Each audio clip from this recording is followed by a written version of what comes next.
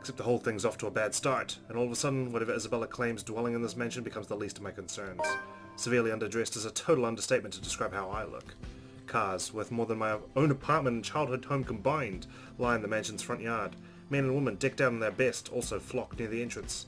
Most are eager for the festivities to start, while some are simply idling about, enjoying the warm afternoon sun before it sets. Once the woman standing at the front porch speaks, their undivided attention immediately shifts to her. Presumably, Ms. Wright, from the confident manner she holds herself among present company. This, despite keeping a far simpler appearance than the rest of her own guests, or not having her husband beside her. A trait worthy of utmost admiration at best. At worst, she's the envy of every woman, the subject of every gossip in Luxbourne. Welcome everyone! And Mum said we could have been good friends? I can't even picture myself mingling with the kind of guests she has. Though I admit, she does seem familiar, now that I've seen her this close. Memories of sitting in a vanity not mine, being dressed in clothes too fancy for my tastes. They flit briefly in my mind, until her cheerful tone rises above the buzz of our enraptured audience again. Please, make yourselves at home! I wish I could share her enthusiasm, really. But being surrounded by all this extravagance, for the lack of a better term, merely makes me dread how the rest of the night might go. Also knowing there might be some truth to what lies inside the place, helps drive the unease further by a notch. Ashton, on the other hand... Be careful with Shirley, alright? For someone who abhors gatherings like this, he already seems right at home, standing with an air too lackadaisical as he watches the valet drive off with this bloody car. Can't you at least act with a bit more shame? Becca, if I find a single scratch on Shirley, there will be hell to pay. Those guys know what they're doing. They're handling cars worth more than your precious Shirley. My disdain is likely shown beyond the tone of my voice, quite possibly in the form of a grimace. He chuckles, a rare moment where mirth and amusement danced across his features. Wow, he smiled for once. Try as I might to pull up a stern glare, I can't help but join him instead. There's something in the lightness of it, and how easy this kind of interaction falls into place, when we don't let feelings get too involved, in spite of being stuck in a situation we're not fond of. Brings back memories. However, the moment doesn't hold. All of a sudden, Ashton grows quiet. Chief? An odd expression flashes momentarily across his face, though he blinks it away before I can figure out what it is exactly. Ashton, what's... Sorry, Becca, I just saw someone I need to catch up with. Longtime friend. It's Lee, I think.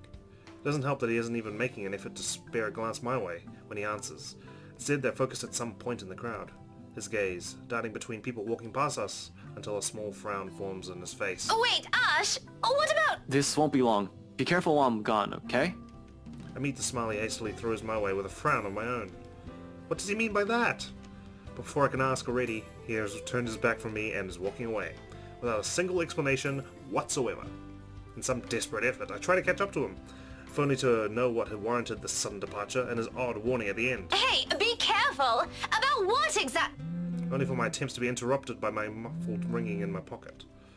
Mum's cheerful voice greets me as soon as I answer. Yes, I'm at the party already, Mom. Yes, I'll say hi to her if I can. The conversation itself doesn't last long. Just a simple hello, a reminder to enjoy the party, and to send their regards to their old student. But when the call ends and I get to look up, Ashton's already heading inside. With a sigh, and admittedly a little disappointment, I tuck my mobile back into my pocket and follow after him. So much for date. Even with familiar company, this is somehow shaping to be a terrible evening. The party hits full swing an hour later. The host's opening remarks given, still no sign of her husband, poor woman, and the guests promptly fed. The band shifts the melody to a livelier tune. So, Marianne's already down in the basement, I think. Zach's around. Soon, laughter and the rhythmic tapping of my shoes fill the room. Shoes fills the room, all in accordance to the lifting strains of music. It seems fun, I admit. Fascinating, at certain moments. A flurry of dancers making the music their own, almost with no care in the world.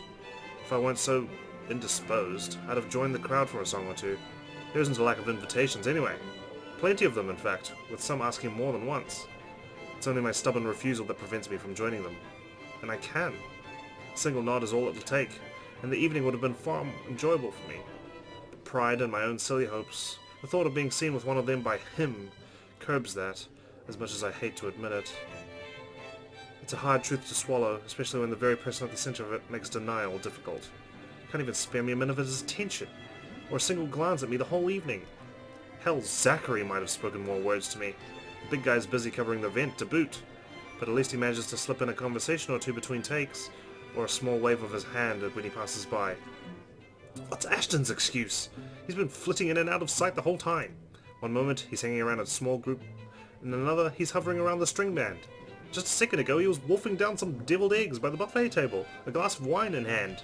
The next thing I know he's gone. If I didn't know any better, I'd say he only agreed to come with me for another reason. I swear, the next person who asks, I'm dancing the night away with. Ashton can go fuck himself. You would catch his eye a lot better if you wore nicer clothes, don't you think? Her voice almost makes me jump, too focused on the gobshite wandering around the ballroom and my own annoyance to notice. If she's heard any of the profanities I muffled, or she's taken notice of my discomfiture, she makes no comment on it, merely greeting me with a smile when I turn my attention to her. Miss Hana Wright gives off a whole different air when she's not speaking to an audience. Homely, a bit too friendly for my liking. But I guess that comes from being raised in such an environment and having to deal with pompous, snooty people.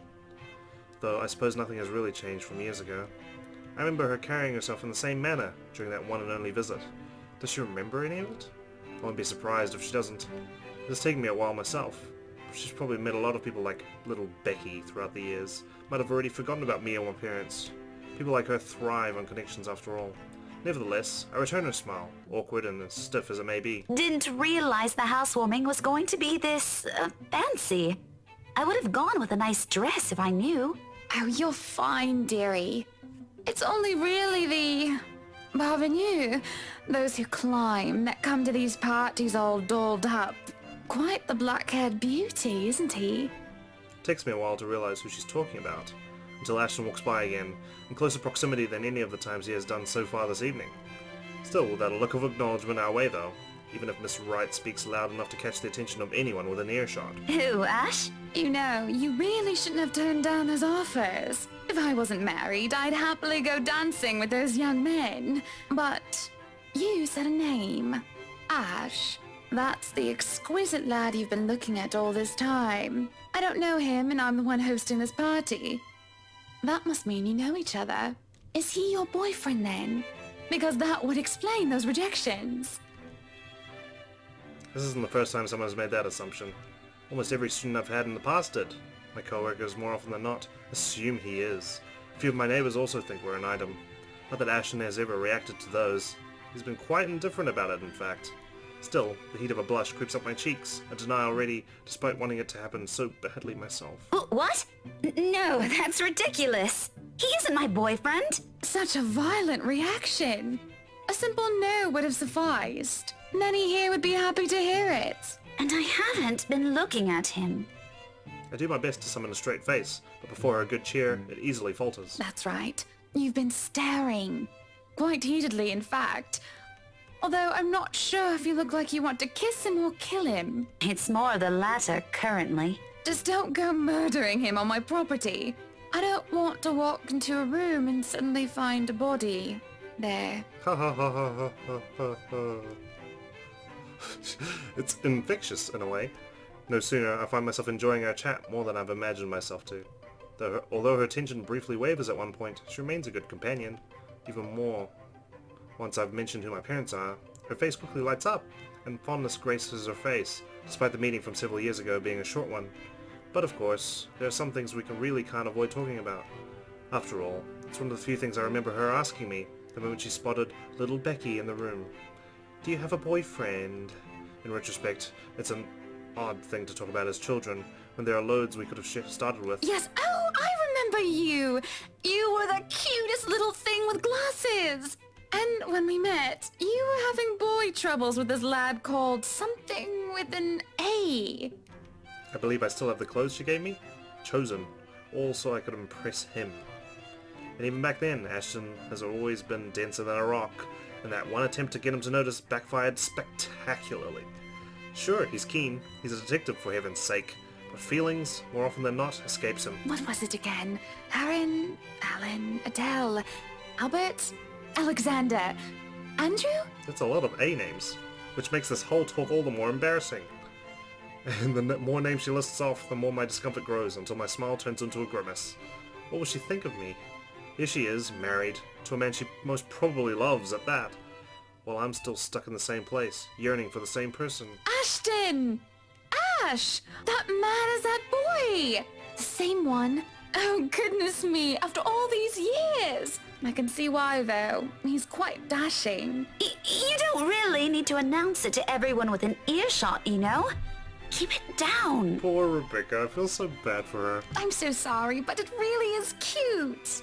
She says that, but for a short moment, a hint of pity flickers in her eyes. I take that as a chance to change the subject before anything more can be said over the matter. I haven't even sorted these things out for myself. This is a nice party, Miss Wright. Though, to be frank, I doubt she'll be so willing to pass this up.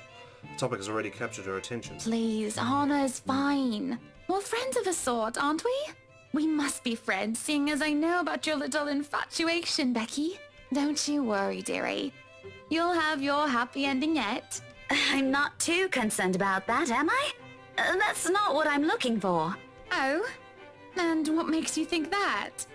Doesn't everybody want their happy ending? The idea of happy endings sounds like they're just for fairy tales. And they are, sorta. I don't think you can just sit around, trapped in some tower and hope for the best. If you love them, you have to fight for it, right? You're not just going to sit there and hope that everything will just fix itself on its own. Like everything, you have to work at it. Hypocrisy, that's what this is. How dare I preach about something when it's exactly what I've been doing? And then I go and act as if I'm entitled to any of it. That, by virtue of us growing up together, he must return whatever I feel for him. He's not allowed to look at another, because I am the one who stayed by his side the longest. When, in the first place, Ashton has always been his own person. This is something I can't force on him. I can only hold on to these, take care of it, until the time comes I can confess it to him. Great, if he reciprocates. But if he can't, if he won't, selfish. I've been too selfish. But what do I know? I'm sure the daughter of the two greatest professors I've ever known is smart enough to know what she's talking about. At one point, maybe I would have easily agreed to that. However, the past weeks has also seen changes in the way I view things. As nice as these things sound, it turns out whatever I previously know may not even be true for other people, or for myself. It is sobering, and almost funny, how things I might have said with much certainty before now has doubts muddying each of them. But there will be a time to mull about these later, because when a hush suddenly descends in the room, a whole different issue rears.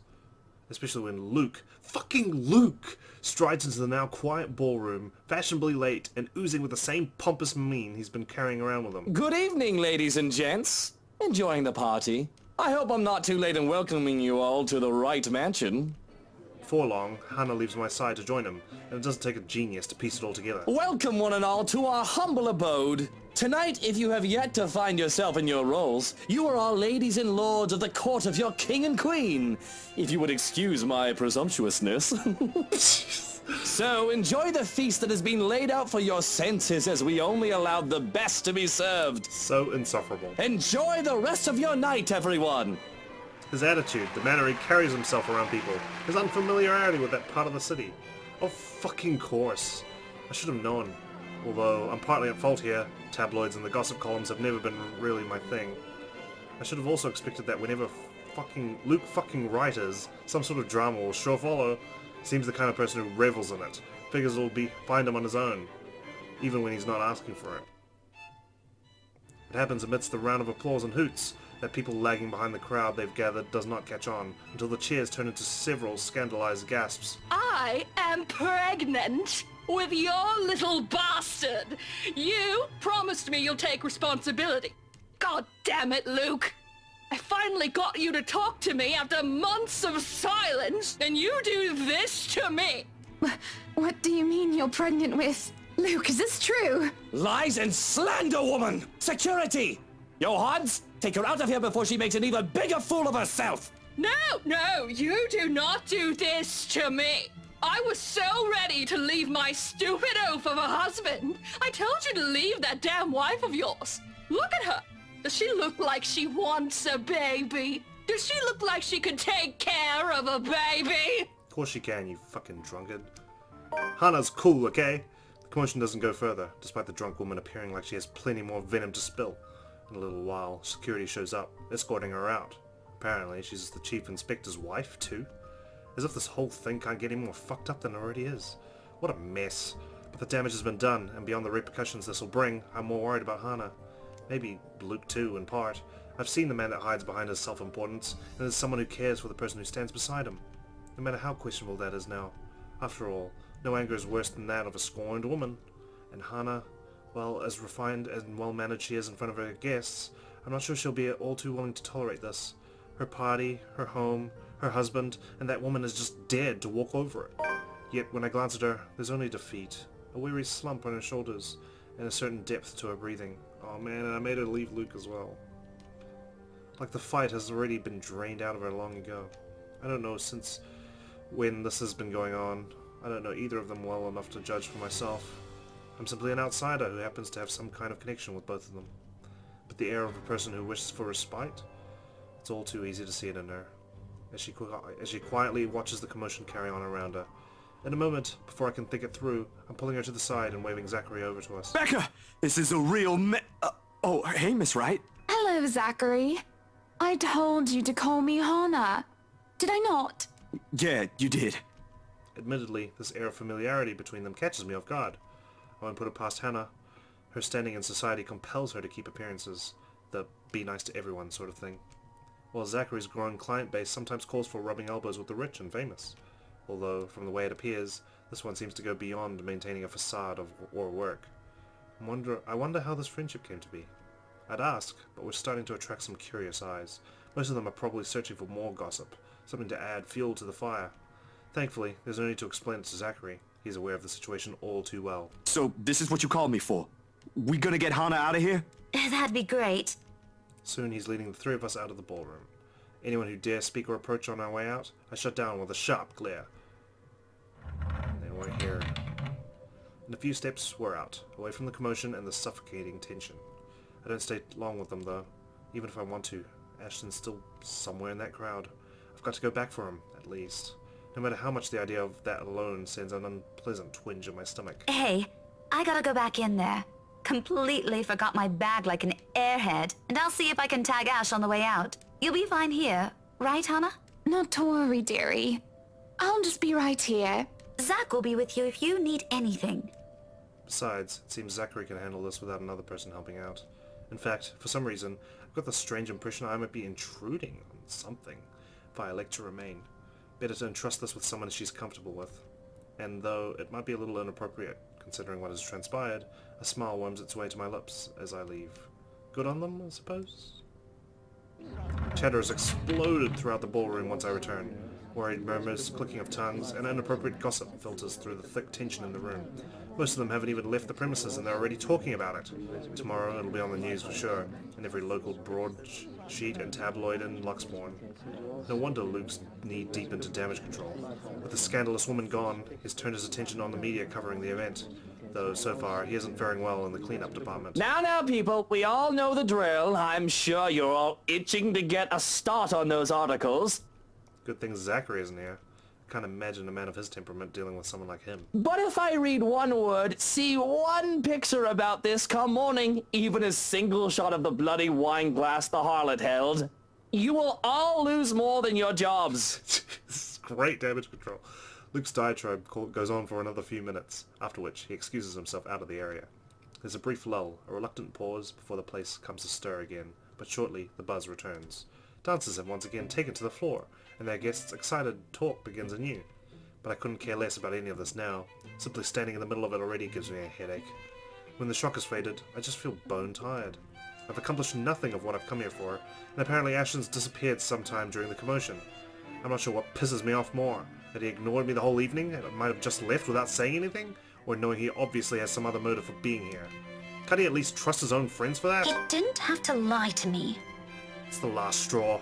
No longer in the mood, I grab my bag and head out, more than ready to end the disastrous night as early as possible. As it turns out, the night isn't done with me yet, because no sooner has the porter closed the door behind me, I find myself standing alone in the foyer with one Luke Wright. He's green. Or is that the light? That's the chandelier, yeah? No sign of Hana or Zachary. Just him and the agitated clicks his shoes make while he treads around the empty room, away from the media's prying eyes and their guests' judging stares. It's easy to glean how much the scandal has him shaken. Not to the point where he's utterly lost his composure. He appears to have mastered himself enough not to. But an ample opening is there for a nervous edge to show on the lines of his shoulders. What do you know? The man is not as tough as he makes himself out to be. Sure, I've seen this before. Briefly, in that 1 second in the hallway at school. It's a strange matter, however, to witness this out in the open. Behind closed doors, this is the real Luke Wright. Though maybe that's because he hasn't noticed my presence yet, busy as he is with his thinking. If he's aware, I doubt he'll be acting like this. His pride is one thing he'll always wear with him. Even now, when I place a gentle hand on his shoulders and he whirls around to face me. There's a second long moment of anger flashing across his features before it dissolves into confusion. He tucks it away as quickly as he can, but it does nothing to change the impression I've built of the man in my head. Daisy, must you be everywhere? We've only met 3 times, Luke. Quit the dramatics. Besides, shouldn't you be aware of who gets invited to your party? If I was, there wouldn't be any of that scene tonight. That munter wouldn't even get an inch within this property. I'd ban her off Luxborn if I could. He probably pawns everything off to their servants in Hana. Pompous, elitist douche. Did you just come out here to lecture me about it? Because, Daisy, I can already feel one coming tomorrow. I don't need to hear one from you tonight. You are a very unpleasant man. So I've been told. Will that be all? If so, I suggest you go back and join every bloody goss in that room. Not everything. As unpleasant and frustrating talking with this man is, he deserves the benefit of the doubt, at least.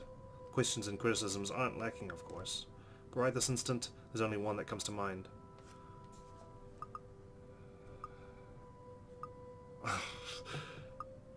You should be with your wife.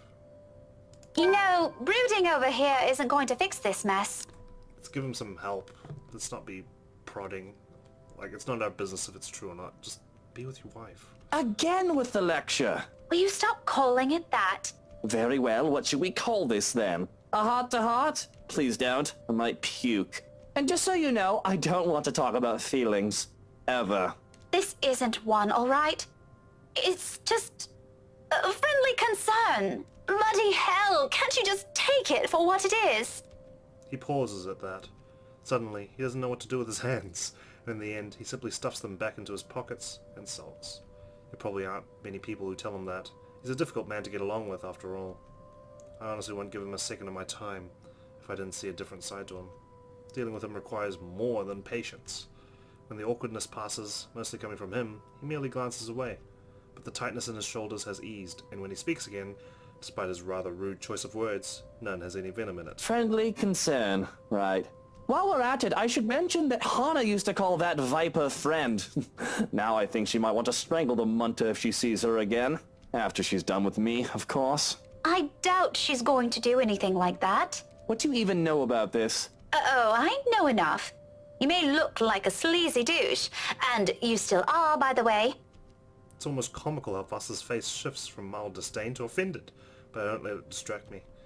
These things need to be said, and he needs to hear them, even though they're coming from some meddling stranger. But you have your few good moments. I might even say that you're a decent person, if I'm in the mood. Now go. If you really love her, you've got to try and fix this yourself. Maybe tomorrow. Luke! Daisy, did you see her earlier? Was that the face of a wife who wants to have a chat with her cheating husband? Oh, well, at least you admitted you did something wrong. Good for you. How about a star? Would you like a star to go with that good deed? Don't get used to it. Do you realize how awkward this is? So you did have an affair. See, we found out anyway. Oh, I do. Before I've even thought about what to say, I've known there can only be 2 ways this can go. All things considered, it isn't as bad as I've assumed. However, there are still some things my brand of encouragement can't fix. His marital problems, first and foremost. His attitude follows right after. Concerns aside, I can't help with those. Those are things only he can fix. And it's definitely not by standing around here bantering. Don't worry, I was just about to leave. Feel free to continue with your brooding once I'm gone. I'm not going to tell anyone. Cross my heart. You think this is funny, Daisy? Laughter is the only response I give him. Okay, that's pretty cruel. Becca, come on. With a slight wave of my hand, I end it right there and walk away. TLDR, stop sulking. Although I can't resist the urge to glance back before I leave, if only to have one last look at the man he really is. But the instant I turn my gaze on him, I see it. Oh shit. looming over his shoulders, drawn to him like a moth to a flame. Like the first time I've stepped inside this place in search of Isabella. He was there too, wasn't he? That man, along with his wife, and another person. Miss McCullough? I swear, the ghost is attracted to Luke for some reason. And that shadow... No, a woman now. Her, no longer a dark blur. Terror rushes through every vein in my body. A crippling sensation gripping every part of me, while she stares at me with a glare filled with nothing but hate and venom. It's like staring at the eyes of a woman I've unknowingly robbed of something precious. I try to say something. A warning. But before I can gather my wits and voice it out, someone shuts the door behind me, as if to keep outsiders away from the secrets this mansion possesses. Damn it! So like, why? I need answers. Why is she so like next to Luke? What's this face again? Oh yeah, that was Lorraine. Oh, missed it. No, sorry, that was one. That's Zachary's chapter. This is the one we're looking for. As she was about to leave the party, Rebecca caught sight of a sulking Luke. She reminded him that brooding wouldn't fix anything, and that he should be with his wife instead. Before leaving the embarrassed man, Rebecca caught a glimpse of his shadow standing behind him. The brush of fresh air against my cheeks does little to dampen the chills in my bones. By now, the sensation, the fear and disquiet, it leaves whenever I see her, is familiar enough for me. Already it has made a home in my nerves. I don't even notice my trembling hands until I cross my arms across my chest. The cold from the tips of my fingers seeps through the thick material of my shirt. Neither of it helps bring together some semblance of coherent thought in my head. But I know I should... Someone has to tell that douche. I start walking back before the fear can cripple me again. It's not wise, returning that is, especially after what happened. But Hana's still an old friend, and Luke doesn't deserve whatever misfortune that letter might bring. I can't just leave those two in there. Isabella's right. She's real. And there's something she wants from everyone who's read that. Becca, where'd you go off to? If we're done here, let's go. Oh, now you show up, you frickin' oaf. My mistake. The second his voice cuts through the crisp night air is that I've allowed my annoyance to get better of me. Fuming, purpose forgotten, I whirl around and march towards him. One accusation after another pulls at the tip of my tongue, ready to be hurled at any moment. There's no hesitation holding me back when I fling it at him. The straight face as he keeps as I do so doesn't help temper my anger either. It only makes me want to slap more sense into him. Shouldn't I be the one asking you that? Becca, I've been waiting here the whole time since that mess in the hall. I told you I hate parties like... And before that? Where have you been the entire evening? Right then and there I might have forgiven him, if he's shown some ounce of remorse for leaving me like that. Maybe he could have looked away, given me a sign that my assumptions might be right. He doesn't even need to put them into words. A simple gesture of confirmation is all I need. Rather, what I get is the same impassive look. He does that whenever he can't disclose anything. He does that whenever he's lying. In the face of it, amidst the thick tension, a frustrated huff is the only thing I can summon. Be that way. Fine. Suit yourself. No more words. After everything I've seen and heard tonight, I'm already too exhausted for those. So without speaking any further, I simply walk past him and stomp over his car. Although before I can pull open the door, he calls out, one hand outstretched, a gentle weight on my shoulders. Wait, Becca. Come on, Ash. Not cool, man. Not cool what you've done. You can't just abandon your date like that, or your partner that you're taking to a party. He pauses, his brows furrowing and lips curving into a slight frown. I can almost see the gears turning in his head while he tries to piece together everything he wants to say. Before, perhaps, I might have waited patiently for those. He's not a man fond of using words to express himself. More often than not, any gesture of honesty will only come out blunt and coarse when forced. But today, for one reason or another, I simply can't summon that forbearance. Ashton, if you're just going to waste my time again... Becca, listen. I don't know how else... That much is obvious. Why don't you just take the whole bloody night? Go on. I can wait until next year. Better yet, why don't you just keep it all to yourself like you always do? It's not like... Rebecca, will you hear me out first? Silence, I can offer him. But whether I'll believe what he has about to say is still up for debate. A very long debate. I honestly don't know how else to put this. I'm aware your parents have some kind of history with Hana, right? And somehow you're friends with her. But you should stay away from these people for now. Especially the husband. Who? Luke? His expression deepens to a scowl at my mention of the name, but whatever opinion he has, he doesn't immediately voice. Still, something about it has greatly displeased him, evident in the stiff note his tone assumes. Yeah, he's bad news. It's my turn to frown this time. What does he mean by that?